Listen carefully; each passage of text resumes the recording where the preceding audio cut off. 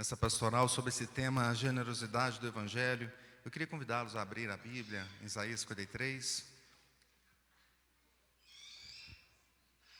O cântico que tivemos agora, que entoamos, ele é baseado nesse texto, Isaías 53, capítulo 53, versículo 10. Vamos ler o versículo 10 juntos? Vamos ficar em pé mais uma vez, exercitar um pouco. Isaías 53, versículo 10. Diz assim a palavra do Senhor, leamos. Todavia, ao Senhor agradou moê-lo, fazendo enfermar, quando ele dera a sua alma como oferta pelo pecado, verá a sua posteridade e prolongará os seus dias, e a vontade do Senhor prosperará nas suas mãos. Louvamos a Deus pela tua palavra e pedimos a iluminação e entendimento do teu Espírito Santo. Usa o teu servo e abre os nossos ouvidos para entendermos a tua palavra, em nome de Jesus. Amém. Podemos sentar, meus irmãos? Você será vitorioso. Bênçãos, eu sereis Deus. Filhos corruptos, assassinos, impuros, mentirosos, não sem a morte. Você entendeu aí? Não? É possível entender uma mensagem que não seja correta? Que não seja certinha, perfeita? Que ela seja só em partes? É difícil. Para falarmos da generosidade do Evangelho, então, também é necessário entender o plano de Deus como um todo, a palavra de Deus como um todo. E o texto acima nos mostra dois aspectos importantes para entendermos a generosidade do Evangelho. Se a gente olhar o texto como um todo, desde o versículo 4, e entendermos o que o texto diz, ele diz assim: meu servo cresceu em sua presença, como tenro broto verde, como uma raiz em terra seca. Não havia nada de belo, nem majestoso em sua aparência, nada que nos atraísse. Ele foi desprezado, foi rejeitado, homem de dores, que conhece o sofrimento mais profundo. Demos as costas para ele, desviamos o olhar, ele foi desprezado. Nós não importamos com isso. Apesar disso, foram as nossas enfermidades que ele tomou sobre si, e foram as nossas doenças que pesaram sobre ele. Pensamos que seu sofrimento era castigo de Deus, castigo por sua culpa, mas ele foi ferido por causa da nossa rebeldia, esmagado por causa dos nossos pecados. Sofreu o castigo para que fôssemos restaurados. Ele recebeu os açoites para que nós fôssemos curados. Todos nós desviamos, estávamos longe como ovelhas. Deixamos o caminho de Deus e seguimos os nossos próprios caminhos. No entanto, o Senhor fez cair sobre ele os erros de todos nós, os pecados de todos nós. Ele foi oprimido, ele foi humilhado e não disse uma só palavra. Foi levado como cordeiro para o matadouro, como ovelha muda diante dos tosqueadores, ele não abriu a boca. Foi condenado injustamente, foi levado embora. Ninguém se importou de ele morrer sem deixar descendentes. Ninguém se importou de sua vida ser cortada ao meio pelo caminho. Mas ele foi ferido mortalmente por causa da rebeldia do meu povo. Não havia cometido nenhuma injustiça e jamais havia enganado alguém. Ainda assim foi sepultado como criminoso, colocado no túmulo de um homem rico. Fazia parte do plano de Deus, esmagá-lo, causar-lhe dor. Quando, porém, sua vida for entregue como oferta pelo pecado, ele terá muitos descendentes, terá vida longa, e o plano do Senhor prosperará em suas mãos. Glória ao Senhor. A generosidade de Deus, meus irmãos, ela pune o homem e salva o povo de Deus. E quais os aspectos dessa generosidade nós entendemos aqui? O primeiro deles é que há uma justa punição pelo pecado. Vamos ler o início do versículo 3 novamente, do versículo 10, desculpa. Versículo 10, vamos ler o início dele, diz assim: todavia, ao Senhor agradou moê-lo, fazendo enfermar, quando der ele a sua alma como oferta pelo pecado. Até aqui. A justiça de Deus é demonstrada neste texto, meus irmãos, quando diz assim: o Senhor agradou em moê-lo. É um texto forte. Um texto forte. Isso ocorre por causa do pecado. O pecado que o homem fez, causou contra Deus. Meus irmãos, Deus é santo. Deus não concorda com qualquer tipo de pecado. Deus é santo, santo, santo. A Bíblia, Herança Reformada, diz assim: a oferta pelo pecado aqui foi um sacrifício a Deus para compensar a desonra feita contra a santidade do Senhor. A nossa desobediência, a desobediência do homem, a desobediência humana que começou em Adão e Eva e que continua ao longo das gerações, ela leva à morte. Não apenas a morte de Adão. Adão até viveu 930 anos, viveu um pouco, né? Tem gente querendo chegar a 130. Adão viveu 930, tá bom, né? Mas morreu. Mas não foi a morte de Adão em si, apenas de Eva que erraram ali, mas a morte do próprio Filho de Deus, Jesus Cristo. Meus irmãos, Deus é justo e Deus faz justiça.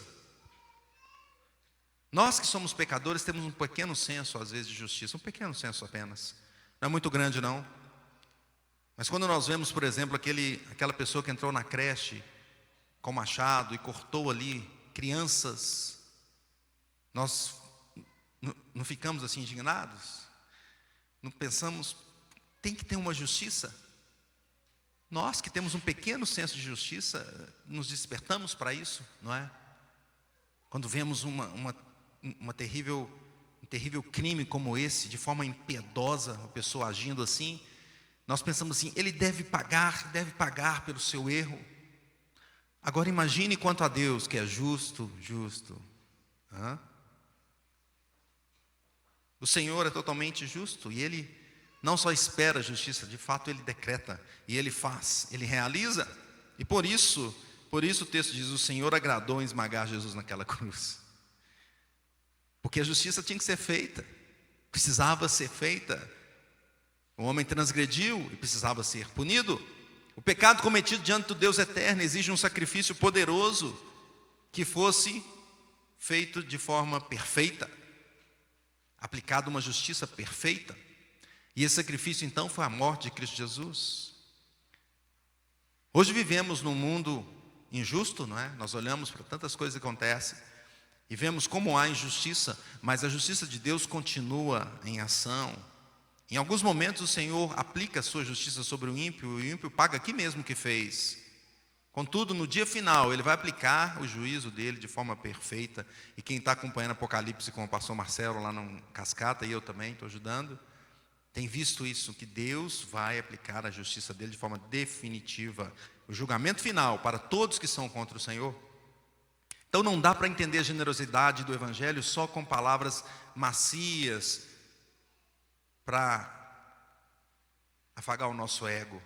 Mas entendemos quando compreendemos que o Senhor é justo e Ele faz justiça, e por isso Ele agradou moer Jesus naquela cruz. Em segundo lugar, esse texto nos mostra então o aspecto da graça salvadora. Então Deus é justo, Deus é amor. A graça salvadora do Senhor, do Evangelho. Vamos ler aí a segunda parte desse versículo.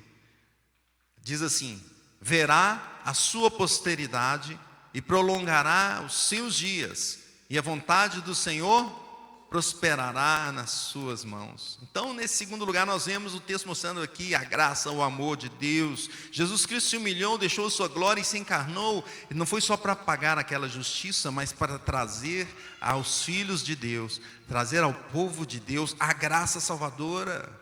Jesus, como homem, sofreu.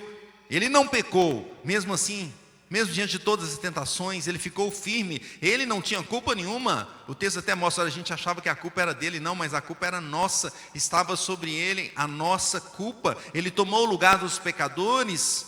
Ele tornou possível então que houvesse o perdão dos pecados, a remissão. Deus demonstrou o seu amor com Cristo Jesus morrendo naquela cruz. Romanos 5:8 diz isso. Mas Deus prova o seu próprio amor para conosco pelo fato de ter Cristo morrido por nós, sendo nós ainda pecadores. Logo, muito mais agora, sendo justificados pelo seu sangue, seremos por ele salvos da ira. Que bênção! A graça salvadora. Jesus Cristo fez isso e nos trouxe vida. É por isso que o texto diz: verá a posteridade e prolongará os seus dias. Aqueles que estão em Cristo, então, terão os dias prolongados, não apenas 130 anos ou 930 anos, mas eternamente. A prosperidade do Senhor vem para o seu povo, de sorte que nós somos ricos, ricos eternamente. Glória a Deus. Essa é a generosidade do Evangelho, entendendo a justiça de Deus, entendendo a graça, o amor do Senhor. Hoje a graça do Senhor está aberta para todo aquele que crê, todo aquele que ouve o Evangelho, que entende que transgrediu contra o Senhor, que entende que é pecador e que precisa dessa graça. E Jesus pagou, então ele recebe essa graça, ele vai para o Senhor e ele está salvo, porque o Senhor, o sacrifício de Cristo é poderoso para nos salvar, o sangue de Jesus é poderoso para nos purificar de todo o pecado. A mensagem do Evangelho é essa: Cristo morreu por nós, pecadores, para satisfazer a justiça de Deus, aplacar a ira do Senhor e salvar o seu povo. Os que aceitam serão salvos. Os que rejeitam estão perdidos, porque não tem outro caminho, não tem outra forma. Hoje nós vemos alguns movimentos que querem amaciar um pouco a mensagem do Evangelho, e assim contam só uma partezinha, só meias verdades. Talvez pegue só os textos que interessam, não é? E a desculpa para isso, nós vemos alguns expoentes aí da igreja emergente que eles vão nessa linha e querem falar: não, a mensagem tem que ser atualizada, ela tem que ser palatável, as pessoas não podem ouvir coisas agressivas, não pode ter um discurso agressivo, tem que ser macio.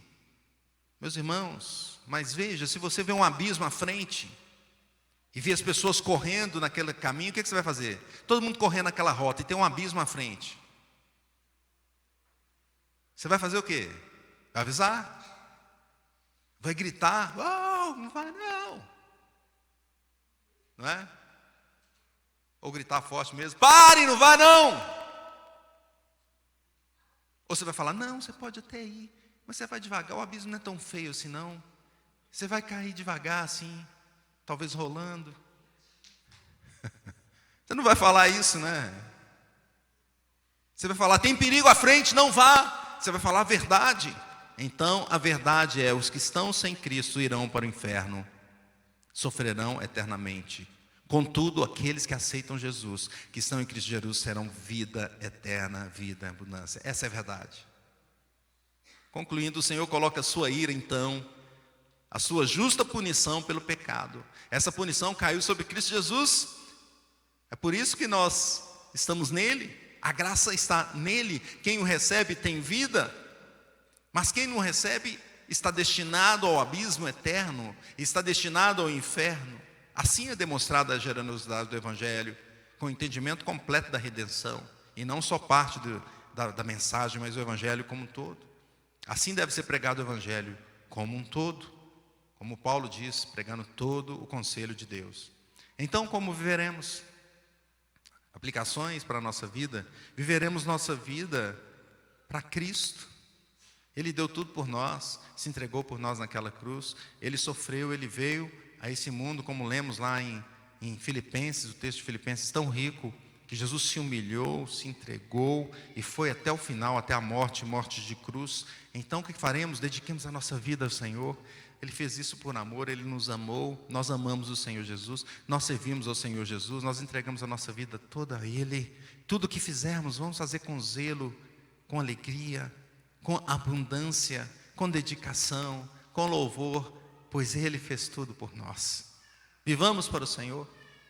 Como viveremos? Em segundo lugar, viveremos anunciando a mensagem completa do Evangelho. A mensagem de que Deus é justo deve ser anunciada. Anunciemos que Ele vai punir os pecadores, pois aqueles que não estão em Cristo, esses perecerão mesmo. E agora eu vou ler o texto que eu li mais ou menos no início, né? Que você não entendeu. Eu vou ler ele completo. Apocalipse 21, 7 a 8 diz assim: o Senhor herdará estas coisas, eu lhe serei Deus, e ele será meu filho.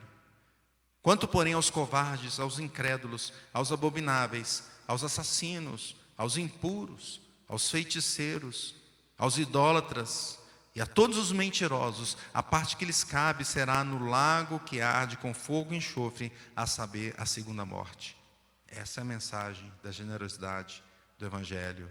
O Senhor tem vida, tem graça para aqueles que estão nele, mas os que fogem do Senhor, os que continuam no seu pecado, sofrerão eternamente. Portanto, volte-se para o Senhor, receba o Senhor Jesus, receba a generosidade do Senhor, a sua graça, o seu amor, a salvação, e anuncie isso a todos, anuncie todo o conselho de Deus, e que Deus nos abençoe.